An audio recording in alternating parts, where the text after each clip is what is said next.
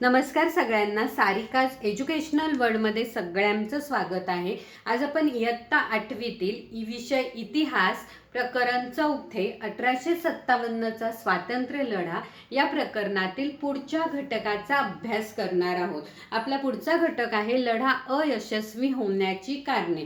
म्हणजे थोडक्यात जर बघायचं झालं तर 1857च्या या स्वातंत्र्य लढ्यामध्ये सर्वसामान्य जनता, शेतकरी, कारागीर, राजे, रजवाडे, संस्थानिक, त्यानंतर वेगवेगळ्या जाती जमातीतील लोक आपल्या मनातील असंतोष व्यक्त करण्यासाठी या लढ्यामध्ये उतरलेले होते। त्यामुळे या लढ्याला राष्ट्रीय स्वरूप प्राप्त झालं होतं। या लढ्यामागची प्रेरणा अशी होती की इंग्रजांना भारतातून त्यांची सत्ता नष्ट करणे। हे जरी खरं असलं तरी हा लढा अयशस्वी झालेला होता।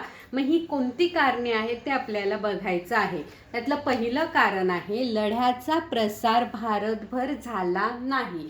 म्हणजे हा लढा जरी राष्ट्रीय पातळीवरचा असला, स्वातंत्र्य लढा म्हणून जरी ओळखला जात असला तरी हा लढा पूर्ण भारतभर पसरलेला नव्हता।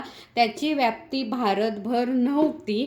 हा लढा फक्त उत्तर भारतामध्ये म्हणजे लखनौ, कानपूर, झाशी या ठिकाणी त्याची तीव्रता जास्त होती। उत्तर भारतामध्ये असलेले राजपुताना, पंजाब, बंगालमधला काही भाग, ईशान्य भारत हे या लढ्यामध्ये म्हणजे या प्रांतामध्ये हा लढा पसरलेला नव्हता। अलिप्त हे भाग पूर्णपणे या लढ्यापासून अलिप्त होते आणि हेच या लढा अयशस्वी होण्याचं महत्त्वाचं कारण मानलं जातं की हा लढा भारतभर पसरलेला नव्हता। त्यानंतर आपलं दुसरं कारण आहे सर्वसामान्य नेत्यांचा अभाव। म्हणजे हा जो लढा आहे या लढ्यामध्ये स्थानिक पातळीवरील नेत्यांनी आपले नेतृत्व केलेलं होतं। हा लढा भारतभर पसरलेला नव्हता। त्यामुळे राष्ट्रीय पातळीवर किंवा भारतीय पातळीवरती भक्कम असं नेतृत्व या लढ्याला मिळालेलं नव्हतं आणि हे या लढ्याला अयशस्वी होण्यामागचं महत्त्वाचं कारण मानलं जातं।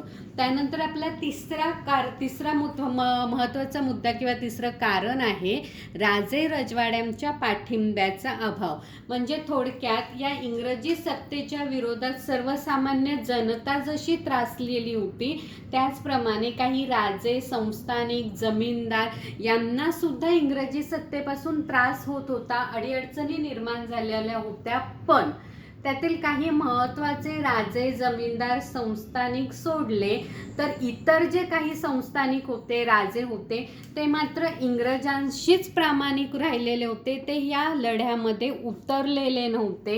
हे सुद्धा हा लढा अयशस्वी होण्यामागचं महत्त्वाचं कारण मानलं जातं की सर्वच राजे रजवाड्यांनी आपला पाठिंबा या लढ्याला दिलेला नव्हता। थँक्यू।